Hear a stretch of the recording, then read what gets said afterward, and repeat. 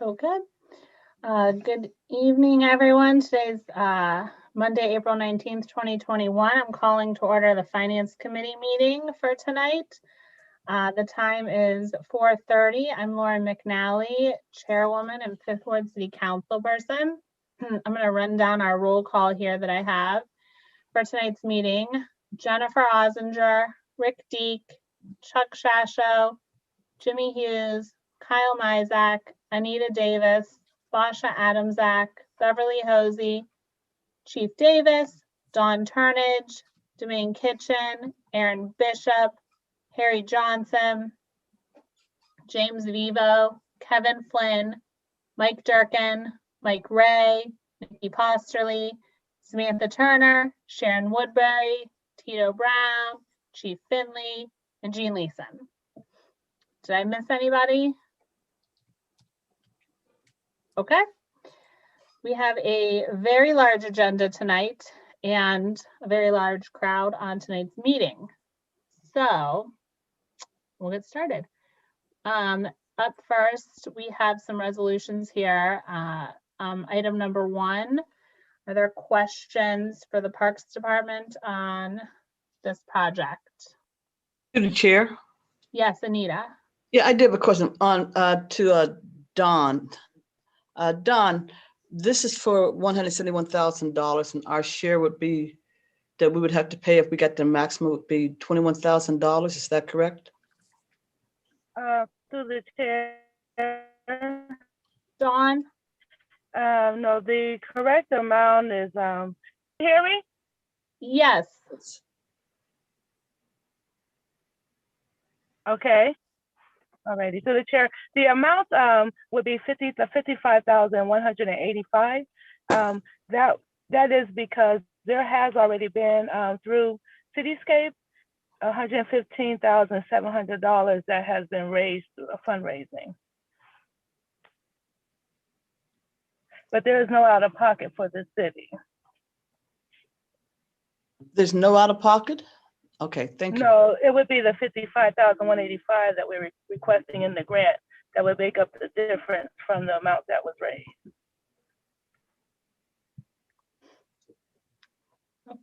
Anita, did you have anything else there? Yeah, so through the chair, this item or this project, what is it for? What areas will it cover? Sure, through the chair, this is the another phase of the project that Cityscape and the Rotary Club has been doing at Wick Park. This is now the trail in which last year the application was all put on hold. But to continue that project for the walking trail, two on the inside and the outside. So it's all for Wick Park. Are we expected to receive this another year? I'm sorry, through the chair? Will we be reapplying for another year and still at Wick Park? No, when we get the grants from ONDR, we select what park those actually fit. This is actually one that our community partner had seeked out, and we definitely have been supporting from the beginning as part of their work plan, their scope of study that they did at, for Wick Park on the inside. Okay, thank you. Mm-hmm. Are there any other questions on this project? And what happens if we don't get the grant? If we don't get the grant, it is my belief that we would try to apply again, and the fundraising portion of that relationship may continue. That is, through Cityscape. Okay, so we'll just continue to seek funding for the project, not pay for it outright. That is correct, yes. Okay. Anything else on resolution number 1 from anyone? Okay. Resolution number 2. Questions about this one? Dawn, did you want to say something? Oh, no, that was, I'm sorry. Go ahead. Okay. Questions here?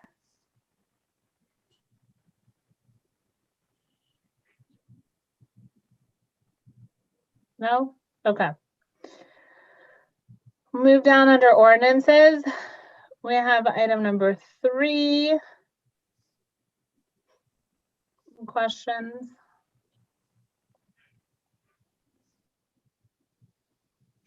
Through the chair, Yes, Anita. just a quick question. Was this, did this have to go out for a bid? Or was it just selected, this JC Landscaping and the Tree Dudes? Through the chair. Dawn?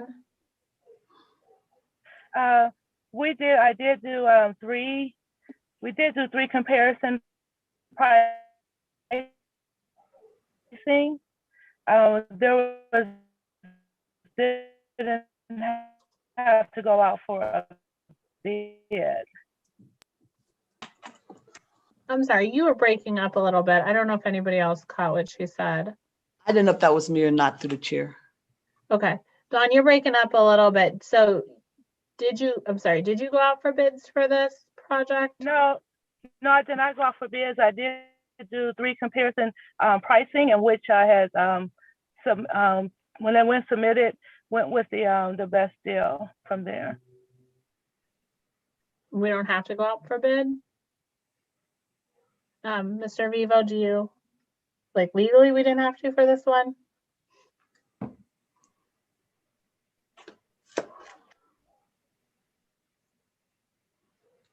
Through the chair, I'm sorry, I didn't really catch what it was for and the amount. Sure, it was, item number 3 is $65,000 for mulch.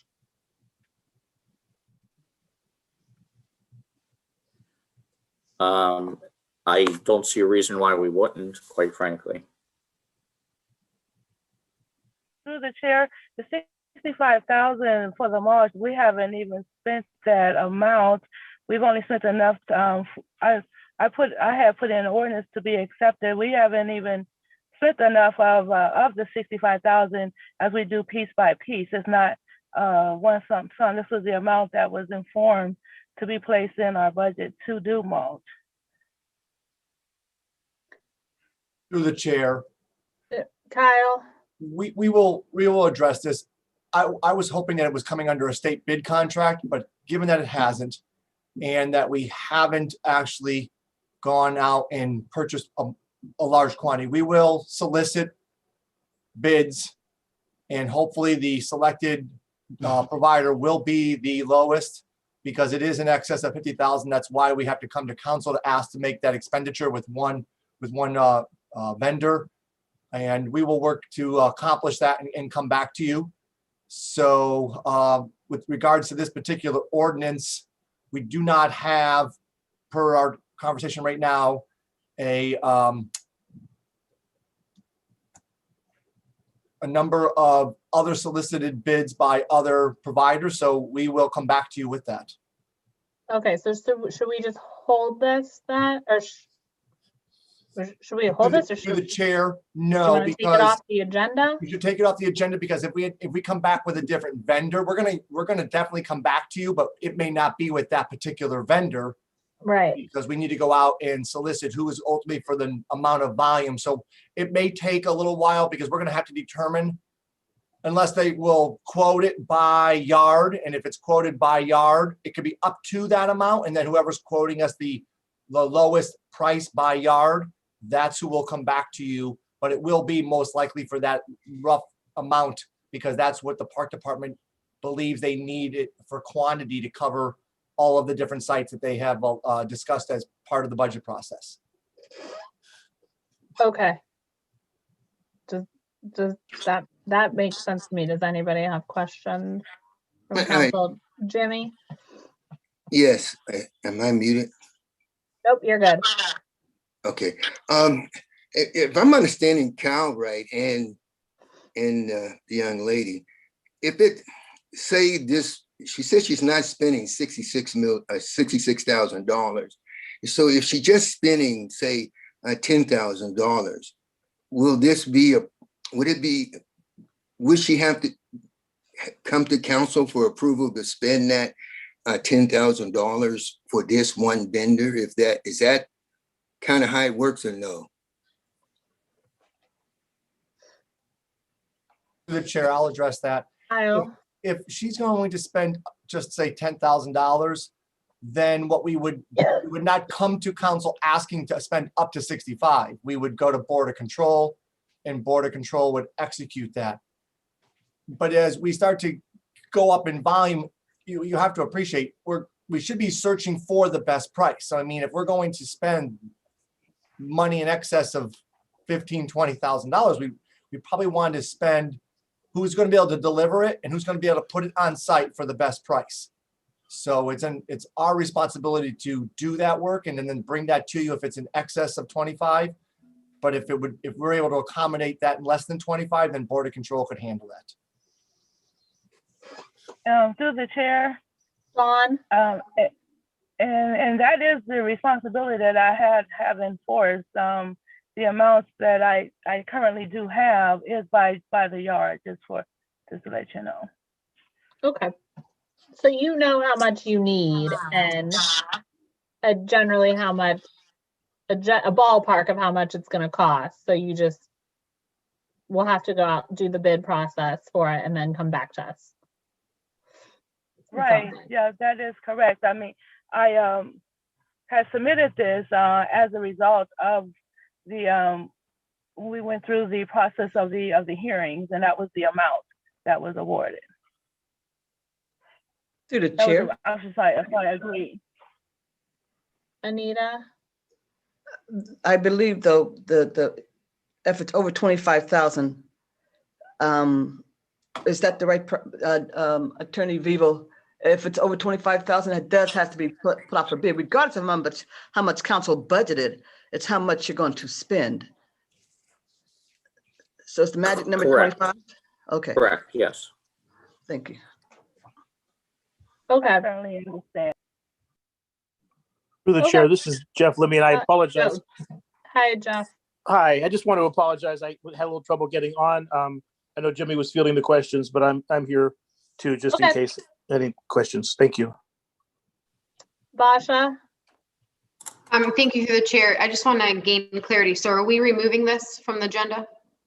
So yeah, I think Kyle asked if we could have it removed from the agenda for Wednesday. Thank you. Okay, we will move on then to number 3. Questions here. That was 3. Oh, the chair. sorry. Thank you. Number 4. Sorry, my eyes are playing tricks on me. They're like watering like crazy. I'm so sorry. My allergies are out of control. Number 4. Number 4. No questions here. Okay. Number 5. Anita? Through the chair, I have a question. Right now, Shot Spot is primarily here on the south side. And is, I don't know who could answer this, but is there a reason why we're not able to take this to all the other 3 sides of town? And what would it cost if anybody has an idea, Chief Davis? Or Chief Hughes? I mean, Councilman Hughes, I apologize. It would cost a little penny. I haven't been following Shot Spotter's fee. You can see what the maintenance is alone, and that's usually like 20% or something, so what we're paying, what they're asking us to pay, I think the 75,000 was originally sort of like 20% of the cost to install just on one side of town. And that's about a square mile or so. Thank you. Chief, through the chair. Anita? Chief Davis, are you aware if the contract has changed at all? Not that through the chair, Go ahead, Chief. not that I'm aware of. Nothing has changed. Councilwoman Davis, I can look into that and see, what it would take to maybe place this Shot Spotter on different sides of town, if that's the question that you're asking. No, I'm not speaking for the council people. Oh, That's okay. up to them, but I'm fine with where it's at, but Okay. in case anyone else might be interested on the other sides of town. just for a point of reference through the chair, Kyle, the cost in 2018 was 34,000. In 19, it was 67,000. Last year was 70, and we are asking for 75 this year. So what you're seeing is the annual cost of the living increase being added to the contract each year. So I think we have, in the last 4 years, covered the same area with the shot spotter service. Through the chair. Samantha, Thank you. And I don't know if Chief Davis or maybe someone on the council that was here, do we know why it was such a big jump from 2018 to 2019? And is it like capped at an amount, or does it increase based on activity or traffic? How does that work? Because I am very much interested on the north side. Kyle, do you know? Through the chair, I do not. I just looking at what our costs are on our ledger. That would be a question for the police department. They're the ones who annually bring that in front of council for renewal. So we can look at we'll look at the contract language and get back to you for Wednesday night, if that works. Okay. May I? Yes, Lauren, I see your hand, Councilman. Mike. Okay. Yep, go ahead. Through the chair, I was just wondering, well, if we pay by the shot, that's why it's probably so expensive right now. But seriously, with the gun violence issues we're having throughout the city, I think Anita brings up a good point, and maybe this should be a committee meeting discussion on the expansion of that shot spotter device. If it's a useful tool and continues to be effective in solving some of these situations, or keeping hot spots from happening. Through the chair, may I interject? Yes, Jeff.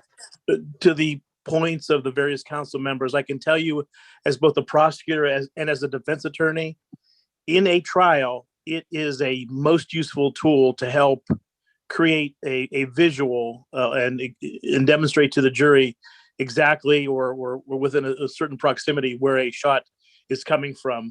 It's most helpful to help crystallize things for a jury, just as a point of fact from when it gets to that point in the trial. Thanks, Jeff. So maybe we can add it to the next safety committee's agenda and continue the conversation on the possible expansion of our shot spotter program. Does that work? Yep. For the safety committee? Yes. Okay. All right, we'll move on to number 6. Questions here from Samantha. Thank you. Through the chair. Chuck, is this still the Taft neighborhood? Or is this a different area?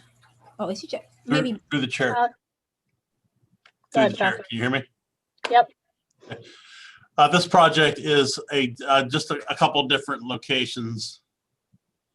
It is in the area around Martin Luther King Jr. Elementary, Harding Elementary, Paul C. Bunn Elementary, Taft Elementary, and Valley Christian.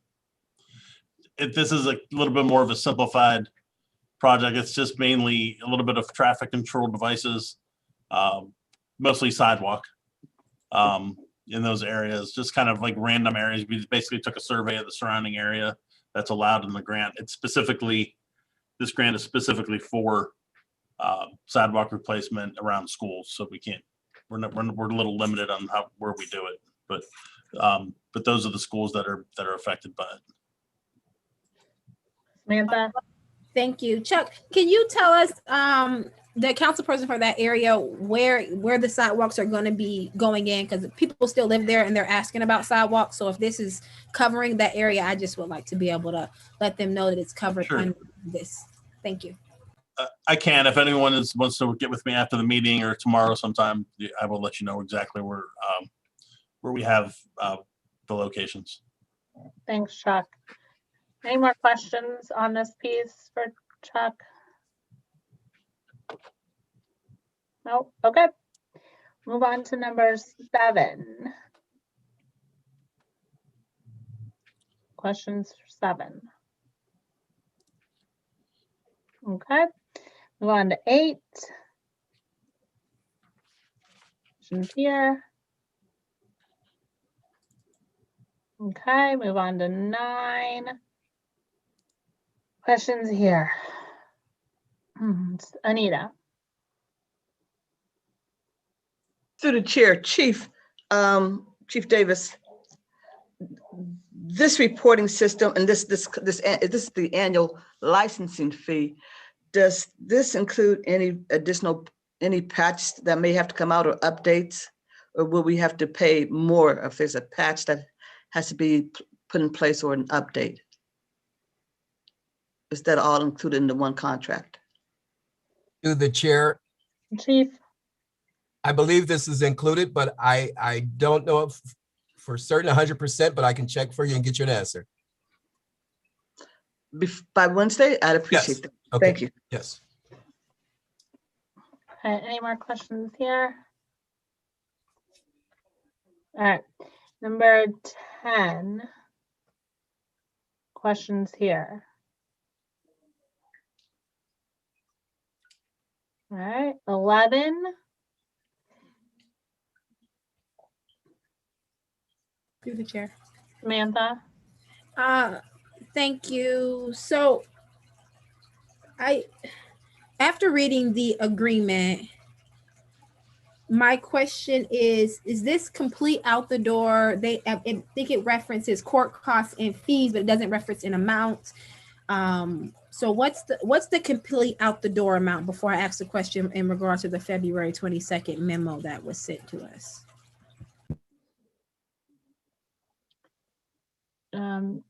Jeff, I think this is from the law department. I'm sorry, through the chair, could the question be more specific? I don't have the documentation in front of me. Okay. So in Amanda. number 2 of the packet, and this is in regards to the language of the contract, it says that we'd pay the $58,000, but it goes down and it says that we would pay the court fees, but it doesn't say how much the court fees are in relation to the case KJS versus the city of Youngstown. Oh, through the chair, yes, this is a matter. I can hit the surface of this, or Mr. Vivo is here to take a deeper dive with you. If you don't mind, I'm Mr. Vivo. on specifically to answer any questions as it relates to this proposed settlement. So through the chair, to answer your question, Councilman or Councilwoman Turner, whenever there's an entry provided to the court cost always must be addressed as to who would be paying them. As we are the defendant in this case, court costs are usually put on deposit at the initiation of a case. There probably won't be any at this juncture since there's already a deposit on. However, it's always addressed. If there were any, I would say it's in the $100 to $200 range, and that's being generous as far as any potential court cost that would be forthcoming. Thanks, Mr. Vivo. Any other questions on this particular item?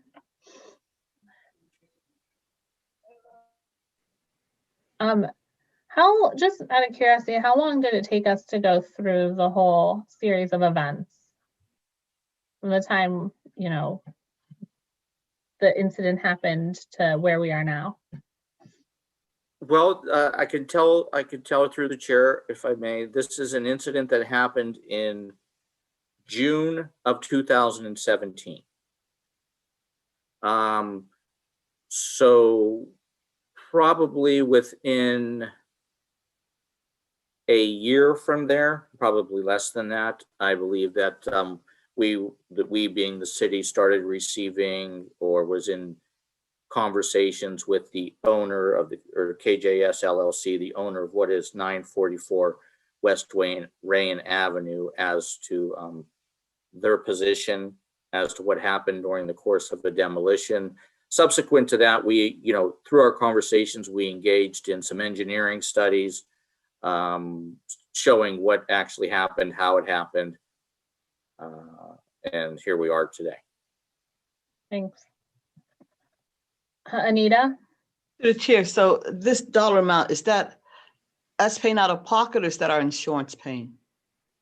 Well, it's us paying right now. However, there still is ancillary litigation going on, which involves the contractor themselves. So this should be, and I never like to speak with certainty when it comes to the law. I've learned that the hard way. However, what this should be is a payment on our end, which should be subject to reimbursement by the ultimately responsible party.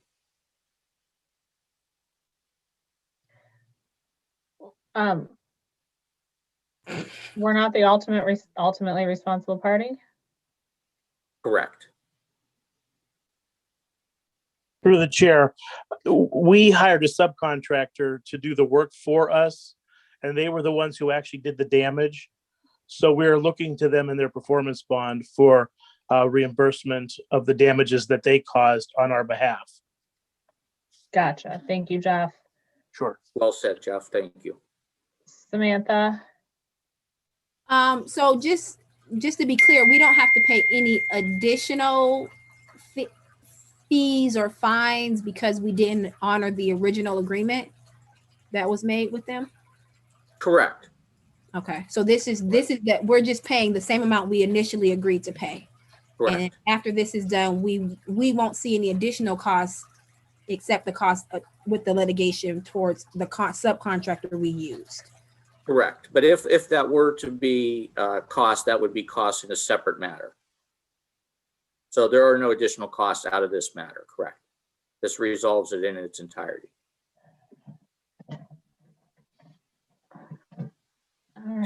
Any other questions? All right. Thank you, Mr. Vivo. Well, thank you. We'll move on to number 12. Questions here? Okay. Number 13. I have a question. Oh, I'm sorry. And number 12? Yes. Samantha, go ahead. Number 12 is the,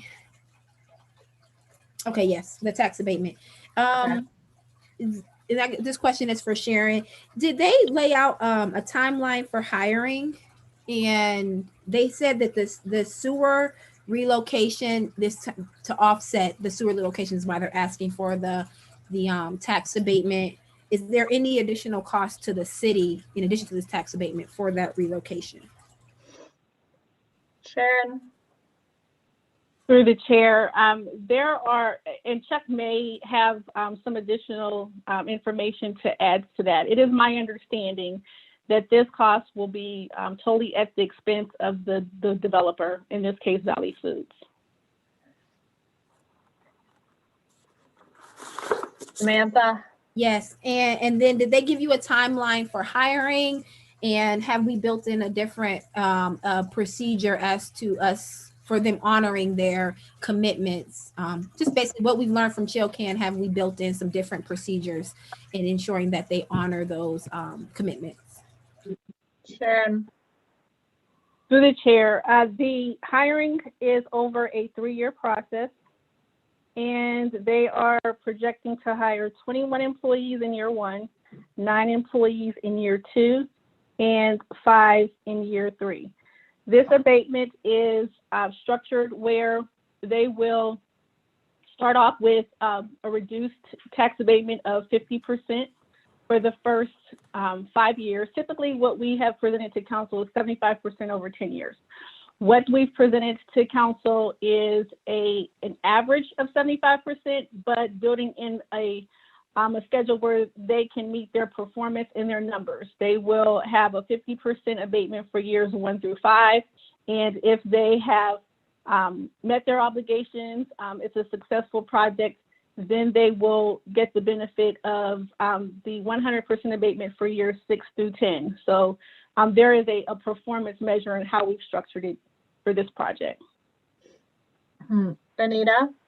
The chair, and Sharon, they met their previous commitments, correct? I don't know that we've had a tax abatement with Valley Foods, but they have in terms of their expansion to the Weatherby Coat Factory building, which used to be that former Coat Factory. They committed and created the jobs that were associated with that. This company is expanding now as a result of additional contracts that have presented themselves. Thank you. Any other questions before we move on? Okay, thank you. Oh, Samantha. Sorry, and I think I missed this portion when it was in design review. Did they settle on aesthetically pleasing fencing that for that area since it's under such development, such huge development? Because I know that was a big thing with the people around it. Sharon. Through the chair, they have not presented a final plan for the fencing. However, I mentioned that they had additional costs, one of them being the sewer relocation. They have committed to moving forward with the iron fencing that was discussed during Planning Commission. And so those are some of the additional costs that they're also taking on with this project. Thank you. Okay. Thank you, Sharon. Let's move on then. 13 and 14 go together. Are there questions for the health department here? Okay. 15 and 16 go together. Same for the health department. Anita? Oh, you were scratching, not a hand up. Okay. 17. 17 and 18 go together. Okay. 19. 19 and 20 go together. Questions here?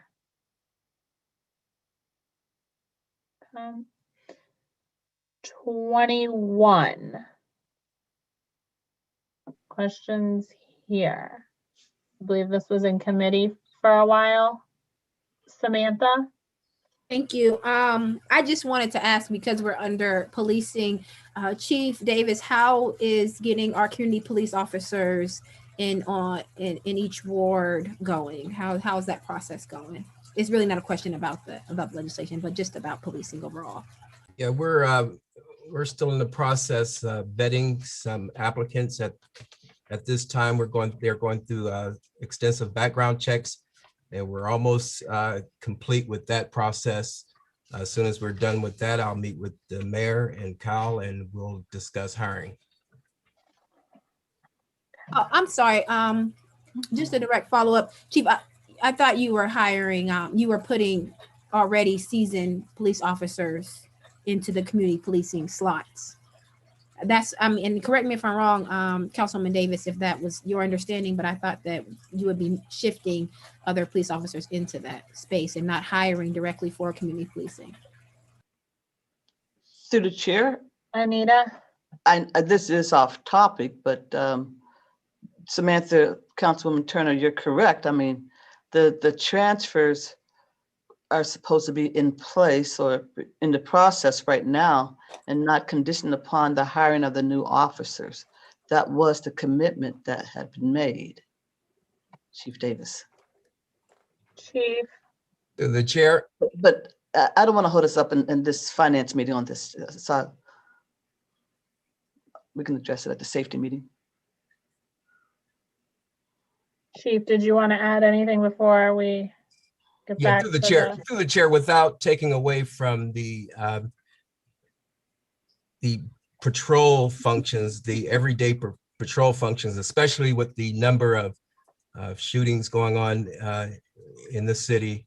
I just cannot afford to move any officers at this time. Actually, I've taken officers from special units and temporarily placed them onto the A, B, and C patrol units until we can get a handle on this increased shooting in our city. Thank you, Chief. Are there any other questions pertaining to the COPS grant itself? Okay. Then we will move on to number 22.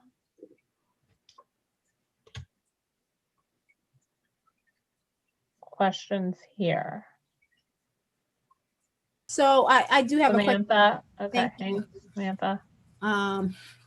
So 22 through 24 or 25, I thought that those were being held back in committee until after the public hearing section of the CDBG.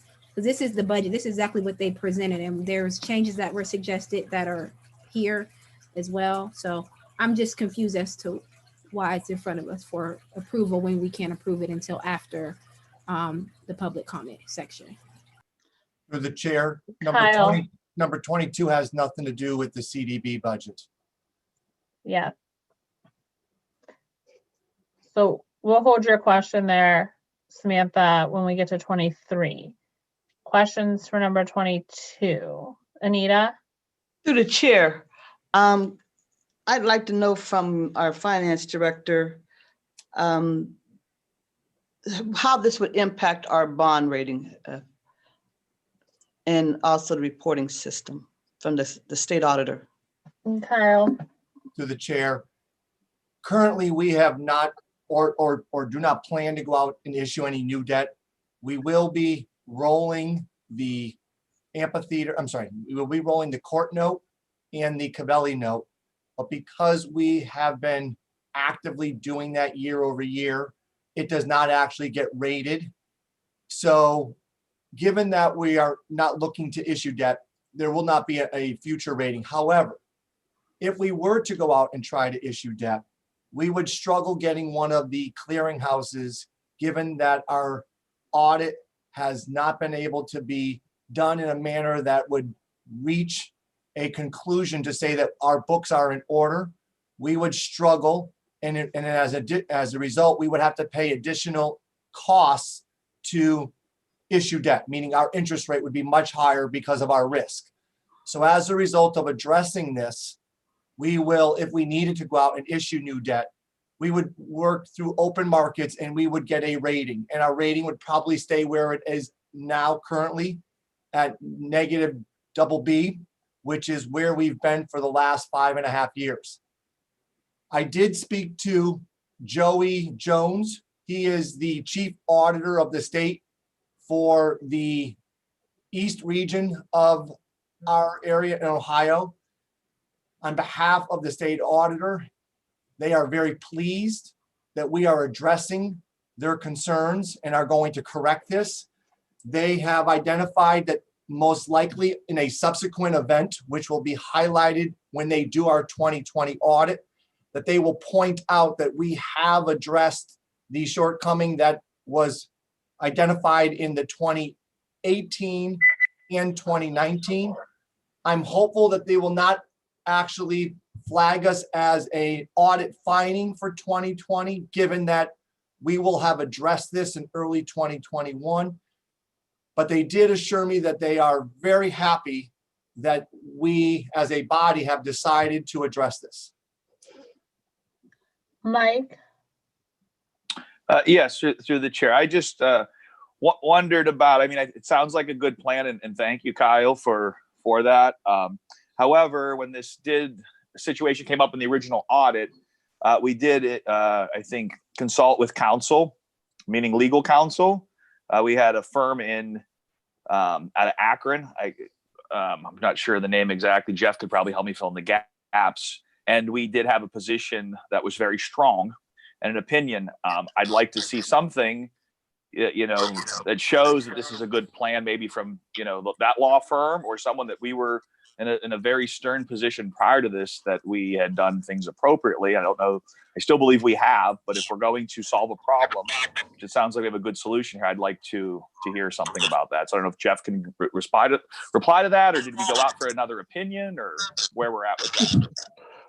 Through the chair, yes, that was Retzel and Andrus which gave us that decision, the firm. And frankly, the position still holds strong. I think this is more of a pragmatic approach that Kyle, I think, came up with in order to put all those issues behind us. We could still maintain our position and not do this. I think Kyle can probably more clearly address the reasons why he felt that at this time it would be a good idea. But from a legal standpoint, I think we're still on solid ground with the decisions that we've made to now. Thank you. Through the chair as a follow-up. So thank you, Jeff. So through the chair, this isn't any type of contradiction. We're solving a problem, and we're not admitting anything here with that. We're just having a resolution, clearing up an accounting issue. Through the chair. Thank you. Cynics and critics of the decision that Retzel suggested we take and the action we took will say that this is a capitulation and an acknowledgement of wrongdoing. I would strongly resist and argue that this is not a capitulation of our position.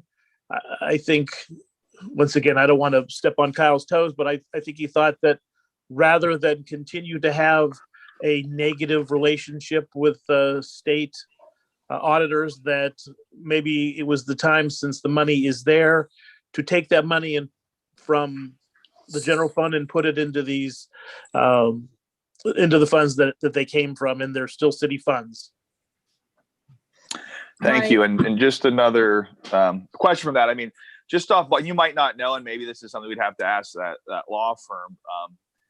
I'm sure if we ever did get to a point of litigation, the fees for litigation could be upwards to millions of dollars. So you end up spending money on something that, even if the outcome it could be, a moot point, I suppose. Through the chair, very true. It would be very costly. I don't think, based on the fact that nothing has happened till now, I don't want to poke the bear, so to speak, but I don't know that litigation is that likely at this juncture. Once again, I don't want to speak for the state, but even if it was, to your point specifically, it would be very costly. Okay. Thank you for that explanation. Thank you, Lauren. Anita? Through the chair, how much have we expended so far to defend our position? Through the chair, Kyle?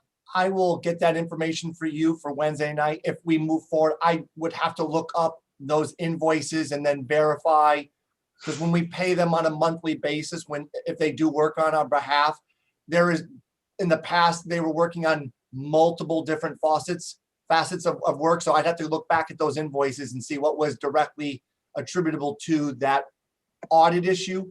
And I will, if we move on to this evening, I will have that information for you for Wednesday. Anita? Direct follow-up. So in your opinion, Cal, this is better for the city? Because of course, I am an obstinate son of a gun, and I like to fight things when I think that we're right, but this is, in your opinion, the better direction to go?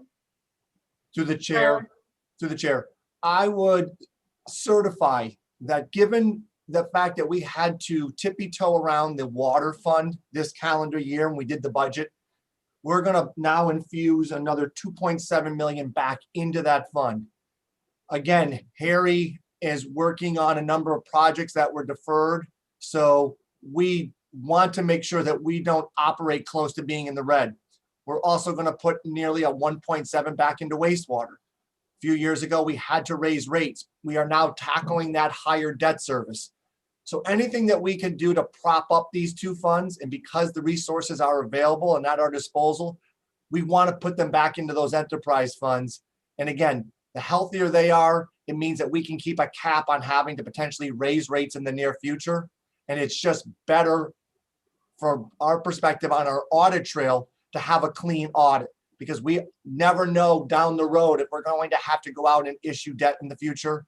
And we don't want that being an obstacle. So yes, this is perfect timing, and we want to move forward and actually take this opportunity and get this off of our books. Anita? To the chair, to our secretary, Jen, would you put me down as a co-sponsor to this piece? Yes, I will do that. Thank you. Samantha? Sorry about that.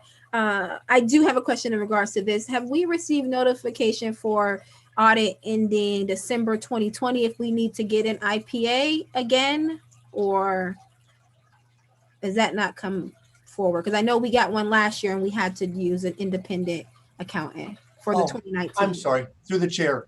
Kyle? It was an agreement for 2 years. So our 2020 is also being done by the same independent auditor that was chosen to do our 2019. It was a 2-year contract. And are they currently working on 2020?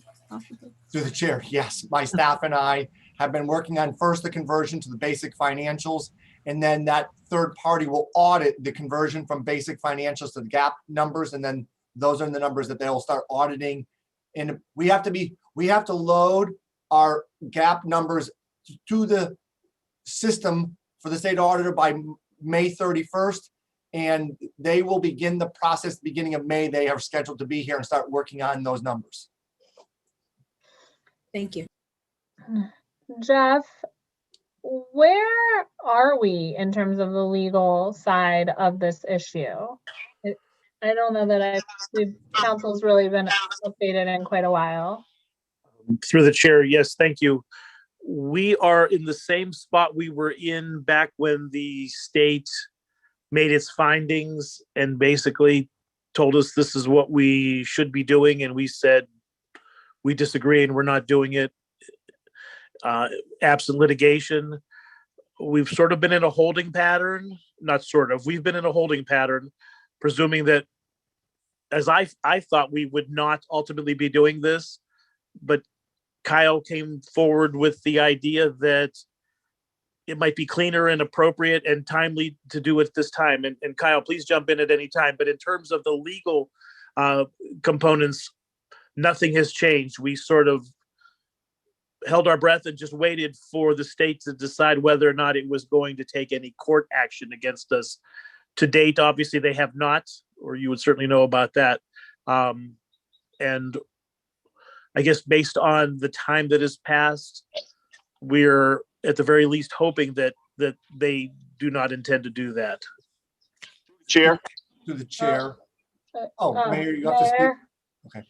I just wanted to add a couple pieces to this. I think, as we're asking council to consider this, that this is an opportunity where we can really clean our books up. We're not saying we're at fault. I think it's just our responsibility. I think Mike said it best. We found a solution that won't burden the taxpayers. That was my ultimate issue with trying to repay something from past ills. And I think it's an opportunity for us to say, you know what, look at our audit. This is will be one of the cleaner audits. Kyle, there's another piece that Kyle didn't mention where we can use how to when we go back through and charge back. We've got another document for that as well. So we're really cleaning up our audit, and I really want to make sure that we have a good audit and a good system of being a good stewards of the taxpayers' dollars. And this is an opportunity where we don't have to burden the taxpayers, and this is an opportunity to really set a path forward of this is how we're going to do business going forward. It is just frustrating that the state held us in a holding pattern for this long, and seemingly could have held us here for forever, and we're forced to take action through a different route. Otherwise, we'd never be able to clean up the financial end of things for Kyle. So, I mean, because that's what I'm hearing. Like, we could have just been sitting in this holding pattern put on us from, sounds like, the state for infinity, for forever. The chair, remember, right now we're working on the 2020 audit. The 2019 did repeat the exact same finding, and it was the first finding, and it was not going to go away unless we tackled this issue head on. And the opportunity in front of us right now before the 2020 audit comes out they will identify this as a subsequent event in 2020, even though the 2020 books will still not show that this money has been paid back. But because of your actions now and the fact that we will have this completed before the audit is finished, they will identify that. And it's a potential that they may not actually claim a finding for us in 2020. So as the mayor just said, it is possible that the two items that they had findings, because the second item that we addressed was the central service cost allocation plan, where we charge off certain costs of council, finance, the mayor's office. They were challenging that we weren't not doing that in a manner that they felt was appropriate. We now have a professional study that is by the company called Maximus that does the same thing for Canton, Toledo, and Dayton. And our numbers, they weren't identical, but they do nearly match up. And they were pleased when I spoke to Joey Jones and told him that we have that and that we're going to continue to contract and that we're going to take it to council each year and get their approval of accepting that. So that will be the amount that we will recover the next ensuing year.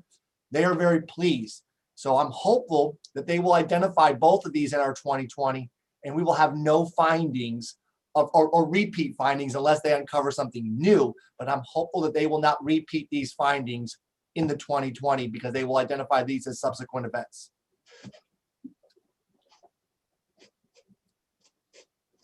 Samantha. Sorry, no, I was yelling at my dogs covering my mouth. Oh.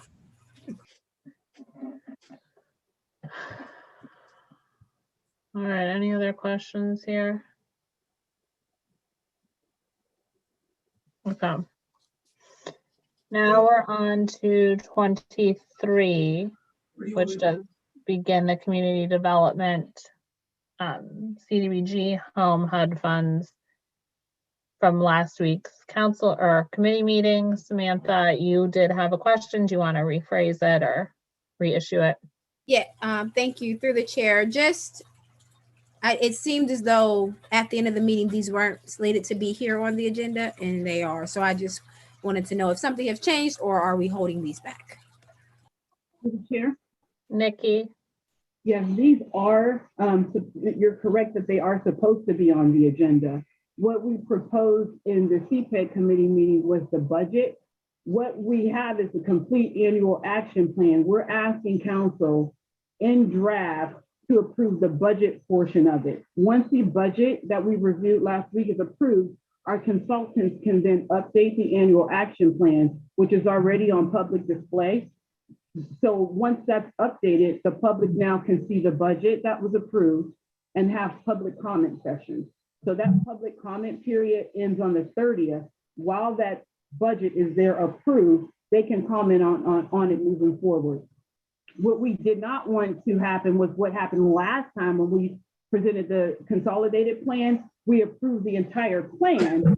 And then there was a public comment that we had to note, if you remember, and it was like the day before the meeting was to occur. And I sent an email to council with that public comment, and it caused a lot of confusion. So what we're asking now is to approve in draft the budget portion so that can be updated. Once the public comment period ends, we can then submit the complete plan with all public comments included for adoption next month.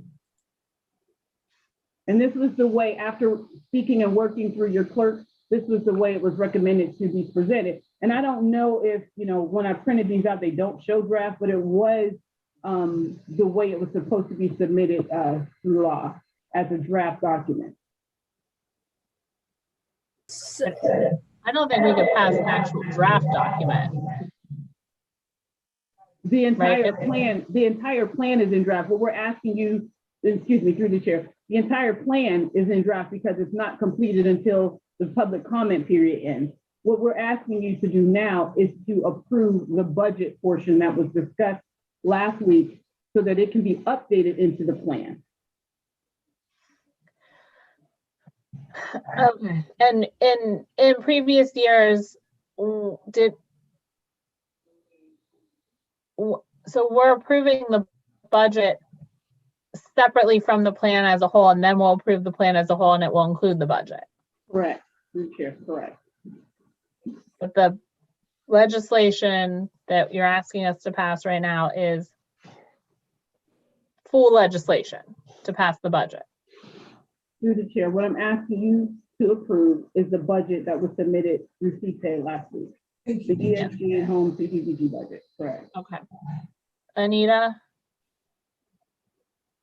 No, never mind. Thank you. Okay, Samantha? I'm sorry, I might be a little bit confused. The documentation the supporting documentation for the legislation has numbers in it and organizations with numbers in it that were suggested to be changed at the meeting. So I guess I'm not clear as to how we're approving this budget and then we're going to go back and change it after the public comment and more changes could happen. I'm actually not clear on the process. It seems Through the chair. if the numbers were here, I might be able to be clear on it, or if it was just one piece of legislation approving the dollar amounts, then maybe I would be clear. But because I'm looking at the exhibits with the organizations and their dollars, I'm a little confused. I'm sorry. Right. Through the chair, what we are requesting is that you approve the budget with the recommended changes from last week's meeting so that it can be updated into the entire complete document while on public display. Once that public display period closes, then we will be coming to you asking you to approve and adopt the entire plan. So I think we only had like one tiny change to those numbers from last week. And Samantha, are you saying that you don't see that one tiny change? Because when I looked at it, I wasn't sure I saw it either. So can we just confirm that the one in front of us for tonight's meeting includes last week's change, Nikki? Through the chair, it is not on this document. This documentation was prepared, before that change, before our meeting, actually, before that change was made. Okay, so I'm asking to approve it with the recommended change. And I don't know, Jennifer, if you can help me with how. Yeah, through the chair, may I interject? Yeah. I believe the exhibits are part and parcel of the legislation, and the exhibits I don't think are necessarily accurate. And I think the public comment period can produce a variation in those exhibits. So that to me seems like inappropriate to pass the legislation at this point if there can be a variation, because the exhibit is part of the legislation. That is my understanding of it from past practice.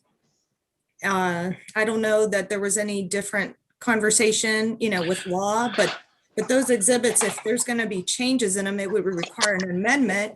So that's my input. Through the chair, this was discussed. This was discussed with Valencia as well as the law secretary, and how this should be presented. This is why it's presented this way and why we're asking approval of the budget for the update to the annual action plan. We can't approve incorrect information. Like she said, if the exhibits are part of this legislation, because that's how it's written, if that's how it's written here, we have to make them correct before we can approve it. So you're gonna have to update this. Through the chair, so you need this updated with that $10,000 change before Wednesday, or are we saying I need to resubmit this? No, we could amend. We could have an amendment, or we could. We can amend it on Wednesday from the floor. It'd be a lot cleaner because it seems like it's going to be. Because after your public comment period, those are no changes to these three budgets. Those are just things that you add into the overall plan, which we haven't passed yet. Through the chair, that is correct. So yeah, so I think Bosch, I know you have your hand up, but I think that, in my opinion, I think that we could just amend it from the floor if you wanted to, because I know you have some tight deadlines. to make the changes to the attachment, and the law department can yell at me if I'm wrong, so that you can keep it moving forward. But Basha, go ahead. Thank you. Through the chair, I was just going to actually call upon Mike and ask him, because previously when we had two separate committees and he was head of CDA, I was going to ask him traditionally, how did we do this to make sure we're doing it correctly? Mike. Through the chair, I don't know that usually we have this stuff come to us, I believe, in a ready format, but I think, I know that you get the comment and then we have changes that come after that. So perhaps what Councilman McNally is suggesting is you can do an amendment with the exhibit, I would believe, and then we have the proper exhibit that matches what was discussed in committee last week. Does that sound like a reasonable solution? That makes I think sense that would. to me. Basha, did that answer your question for clarification? Or I don't think in the past we've really had it. Usually it came correct. So. Okay, thank you.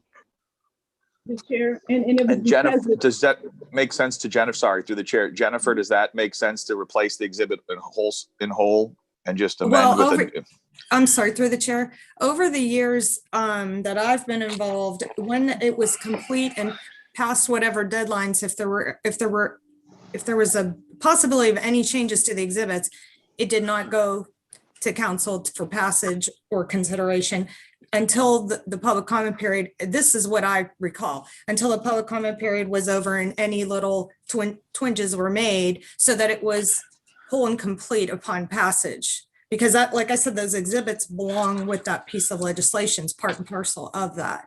So if there was any possibility of a change, it would not go to council, it would stay in committee possibly, but I don't know what the deadline is currently or if that has fluctuated from in the past, but that's how I recall it. Nikki, do you need us to pass these budgets for the public comment period right now to be added into the document? Through the chair, yes. The budget, the way we have been historically doing this has not been in alignment with the way HUD requires it to be done. This whole deadline and doing things after the fact was always historically, not always, but historically the past at least 6 years when we look back, based on the city asking for an extension. What this consulting group that we're working with now is trying to catch us up with meeting HUD deadlines and not always acting retroactive on what we should have done in an extended deadline. The deadline is May 15th, and it's always been May 15th. So when we look back, we're looking at July, we're looking at August, because we've been asking for extensions. What we're trying to do, and I believe when we started this a year or so ago, we explained the need to get on an accelerated timeline so that we can stay ahead of this. So we're not always asking for an extension. That being said, the reason why we're asking you to approve the budget now so that we can update the plan is because of that deadline. We were not able to get a meeting done in time enough so that this all could be approved ahead of time and not meeting that May deadline that we need to get this information to HUD. So all of this is still part of that consolidation to get us on track with HUD deadline. Okay, so then let's just do the plan of amending from the floor to update the actual attachments to the legislation so that they're correct when we go to pass, and then you have your budget as discussed at our last committee meeting, all correct, and then you can move forward on your end. Does that work for you, Nikki? Chair, so just question, I still need to send an amendment though, correct? Yeah, if you, yeah, I think we know what the amendment is, but I can talk to you and make sure that we're correct and make sure we have it for Wednesday. Thank you. Okay, Samantha. Thank you, through the chair. So, Nikki, on your CPEC calendar that you gave us, it only has council approving one piece of legislation after May 5th.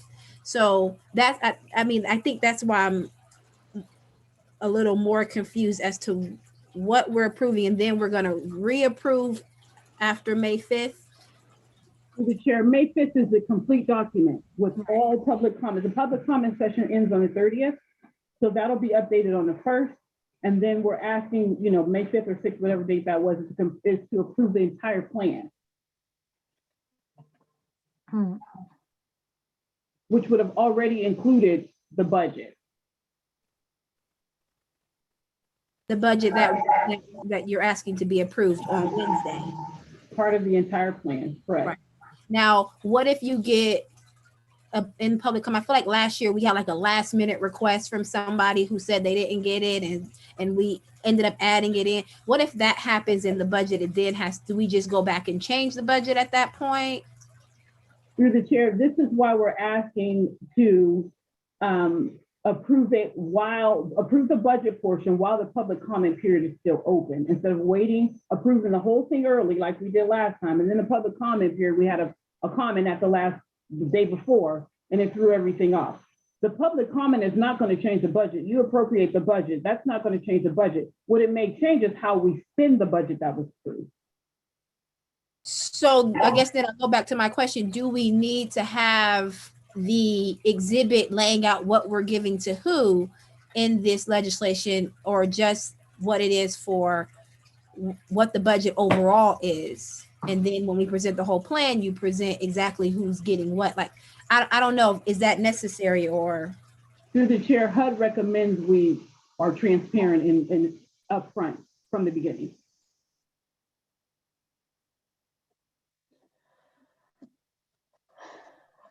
Okay. Thank you, Nikki. Okay, so that actually covers 23, 24, and 25. Are there any last questions or comments? Okay. I'm gonna move on then. 26.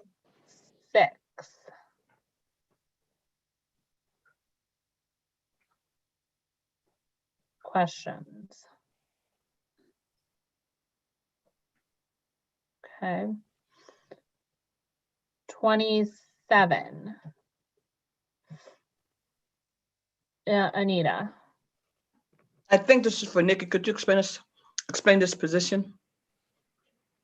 Through the chair, this position is to support the needs of the Community Development Division.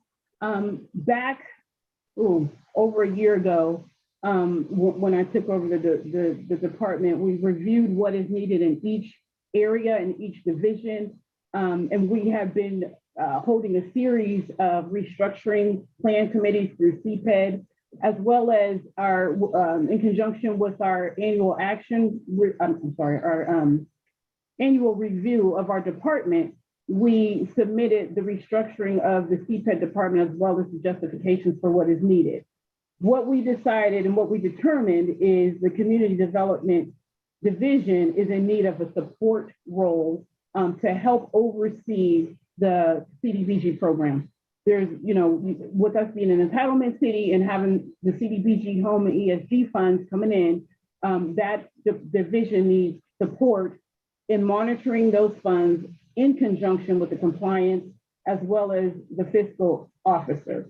There's a lot of oversight that requires an understanding of HUD responsibilities that is needed in that division to help us with our audits. We're actually within a week or so preparing for our HUD oversight and management audit, where they come in and manage our whole program. We need a support role that is helping us facilitate through all of these different funding sources. So that's what this role will be doing. Tracking, reporting, helping with our audits and updates to HUD.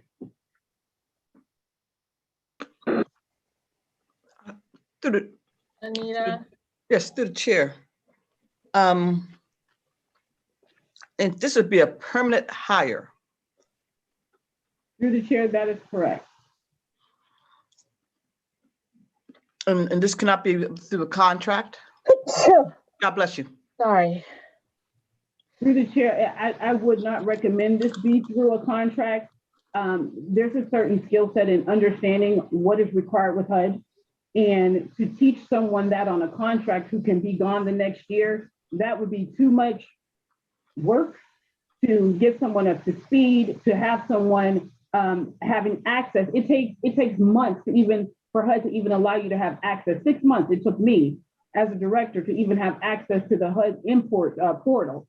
So there's a lot that goes into it that you on a contract, to get someone even in the system for 6 months and they could be gone in a year, we'd be shooting ourselves in the foot. They could do that if they were hired, though. There's none that would preclude them from quitting to go to a better paying job. I'm just of a concern that we're, on the one hand, we're saying we're going to cut back, reduce the workforce, and now we turn around and we're going to increase the workforce. So I'm not just saying that. Through the chair. I have 4 people on staff in my entire department. Our department is the gateway, I feel, to the city. When it comes to economic and community development, we are responsible for workforce development. We're responsible for business opportunity and growth. We're responsible for quality of life. And 4 people on staff is difficult to manage those programs. We are definitely in need of support. Abasha. Thank you through the chair. Is this the position that we talked about in CPED previously, or is this different? Through the chair, yes, we did talk about this position. Okay, thank you. Nikki, I noticed in our packet included the job description, there was a lot of like secretarial clerical work included in the job description, if I was reading the right one. I know you guys have a secretary's position there. So what's the plan for that secretary's position then? Through the chair, I can answer that in 2 parts. When it comes to this specific description, you are correct. There are some secretarial duties in there. There may be a lot of secretarial duties in there.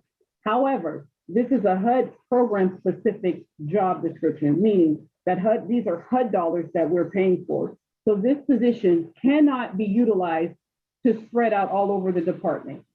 It has to be HUD specific duties only. So if we're doing any type of secretarial work, any type of fiscal work, any type of activity work, and we're paying with HUD dollars because it's a CDBG reporting, I cannot use this for the planning, to help with planning.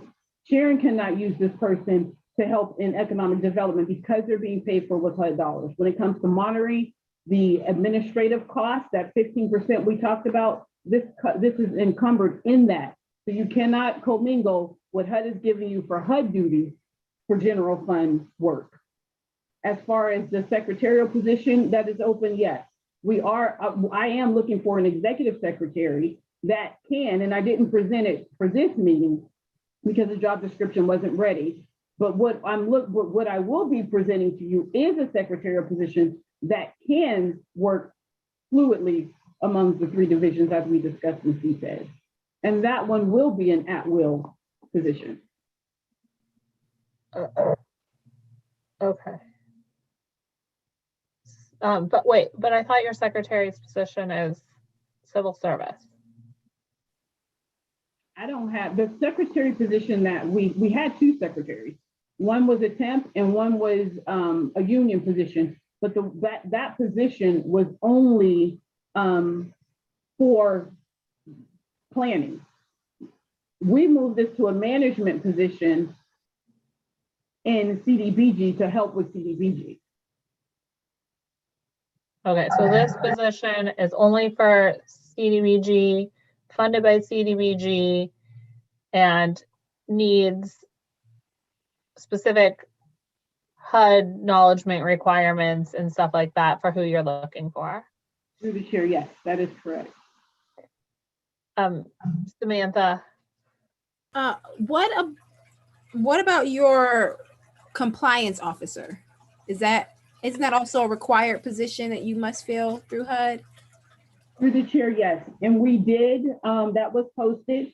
And we do have the recommendations back from civil service that we're in the interview process of that right now.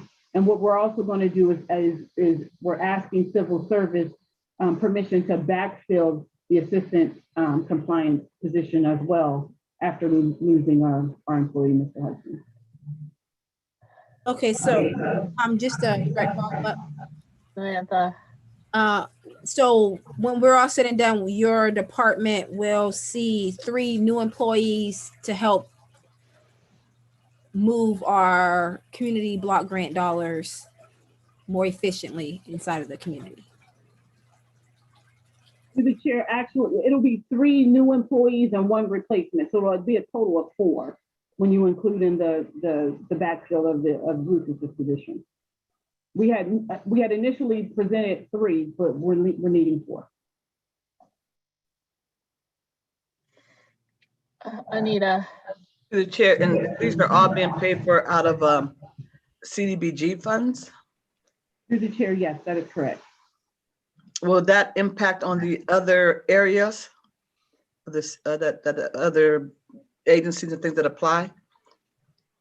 How's it impact by putting on 3 new people? Through the chair, the impact would be greater because we can have a better oversight and outreach in the community.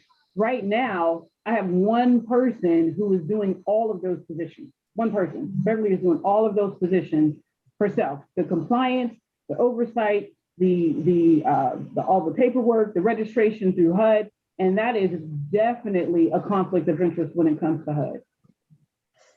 So we need to remove her so that she can focus on the job duties which she was hired for, so that we can have those other positions in those respective duties. Can we outsource part of compliance? Through the chair, I'm sorry, you said, did we or can we? I thought we did outsource part of our compliance. Through the chair, what we did is we contracted last year with support and compliance so that we can get through the consolidated plan. So we did have a temporary contract that was not an employee. Again, the problem becomes getting into that HUD system. HUD wants to know what employee is on staff before they allow you into that system. So we couldn't we ran into difficulties because the contract was through the end of the year, but HUD wasn't comfortable giving up access to their portal for a contract worker. This year, we also contracted with the same individual to assist after Mr. Rufus passed away, so that we can get through, again, this annual action plan, but not as a staff employee. Okay, thank you. Are there any other questions on this one pertaining to creating this position? Okay. Then let's see, that was item number 27, sorry. I desperately need some allergy medicine. I apologize. Item number 28. Questions here. Again, I know this has been through committee for like a year and a half. Okay. I don't see any more questions here on 28 or any questions at all. So I'm going to move on. 29 through 37 is all discretionary, and that would be the end of our agenda. I'm really sorry, guys. Anything under miscellaneous? Okay, I am going to take a motion then. Does somebody have a motion for me? I do have something under miscellaneous. Oh, Samantha, sorry, go ahead. And it's really just why I have Chief Davis here, Cal Safety Committee. Saturday, you could listen or get the 911 calls from 10:43 and 10:47 of me calling and the 911 operator hearing lots and lots and lots of gunfire as I kneel down in my bedroom window. So it is extremely important that we be aggressive about the action that we've talked about here today, whether it's through ShotSpotter, cameras, or what have whatever we can do. And I'm just exhausted with being afraid. I'm in my own home, in my neighborhood, and to be on the phone with the 911 operator and her to say, how many shots you hear? Oh my God, I hear the shots. I hear the shots. It's not good. And then to listen and talk to constituents for an hour after that, because everyone is calling and asking what's going on. I still haven't heard a siren and don't know what happened or if anything happened, but it's getting harder and harder to deal with. And I think that the community deserves and needs to see and have action. So that's just what I wanted to say. Why I have you here, Chief, and our safety committee, because we just got to move and be as aggressive as we can about protecting our community. That's all. Thank you, Samantha. Okay, nothing else under miscellaneous. I'll take a motion. Thank you. Through the chair, I would like to make a motion to forward resolutions 1 and 2 to the council floor for consideration of passage. Second. And I would like to make a motion to forward ordinances 4 through 37 to the council floor for consideration of passage. Second. Wait, we have to amend. Are we amending it here, or is it going to be amended on the floor on Wednesday? We'll amend it on floor, so sorry. Okay, you're right. And then do I have to make a motion for number 3 to be removed, or am I just going to keep it in finance? Through the chair. Jennifer. As you were discussing that earlier, my understanding is it appeared, the legislation was drafted and discussed and appeared on the agenda. So the motion would probably be either to remain in finance committee or consider for a yes vote to defeat. Because I don't think, pulling an item off an agenda occurs prior to discussion and appearing on the agenda. So I think it would have to be one of those two motions, whether you want to move it to the floor for a yes vote to defeat or remain in committee for further discussion in the future. I think we should just yes vote it to defeat and come back with a clean slate. Okay. So I would further like to make a motion to forward ordinance number 3 to the council floor for consideration with a yes vote to defeat. Second.